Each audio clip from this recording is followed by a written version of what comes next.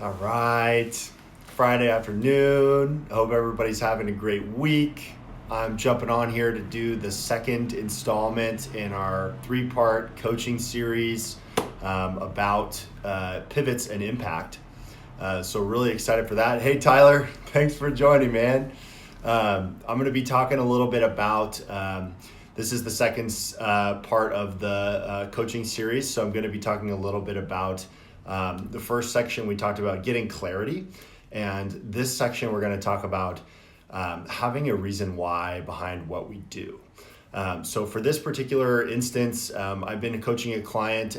He's feeling like there's something missing from where he's going. He's transitioning between careers, or really choosing to move away from one role and focus on a different role, and really setting in motion a new life plan and a different set of intentions for him to carry forward. So we're talking about why.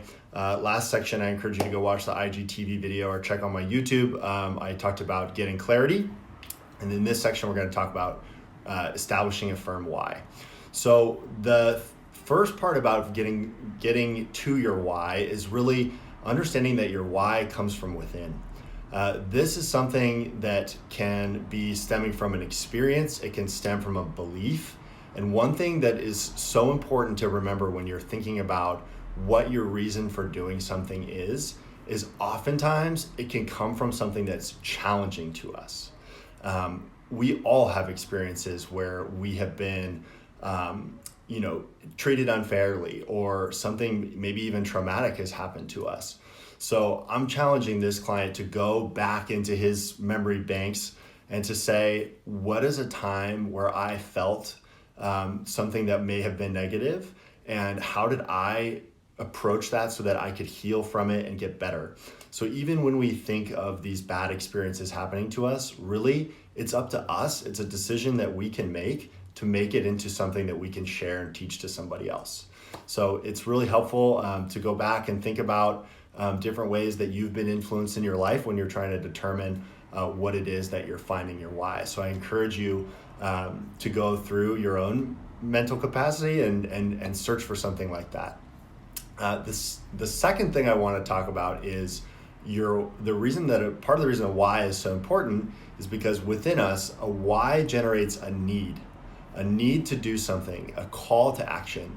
So when we're clear on why it is we're doing what we're doing, we will go the extra mile to make it happen, because there is some investment, some psychic energy that we have put into saying, I want to do this for these reasons.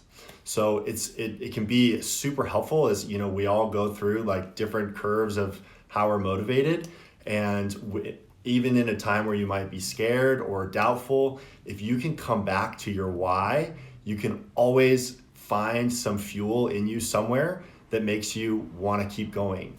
So I encourage you to obviously think about what it is that you really care about, because going back to that will help keep you moving forward.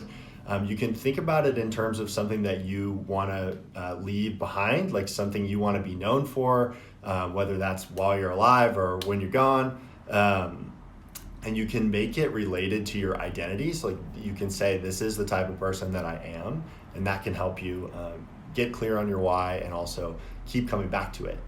And the third thing I want to talk about with your why is really the ultimate significance, at least the context of this client, and for many of you, as you're choosing to do something as you get out there. You're having a firm reason why is a rallying cry to everybody else that interacts with you. I'm seeing in the comments here by Bordy, thank you for saying this. He who has a why to live can bear any how. That is amazing, and that is exactly what we're getting at here. You will go to the ends of the earth to make it happen if you have a strong reason why it has to happen for you. And so this reason, if you're communicating this and you know in your own heart why it is you're doing something, that's magnetic to everybody else around you. So that reason why can be infectious. You can give somebody else the inspiration to do it. We look at people like Martin Luther King. You know, people didn't come to Martin Luther King's rally because they were interested in Martin Luther King. They came because of what he stood for. And so those types of interactions are so key, and that kind of message and purpose is what people are attracted to. So it's essential for our impact.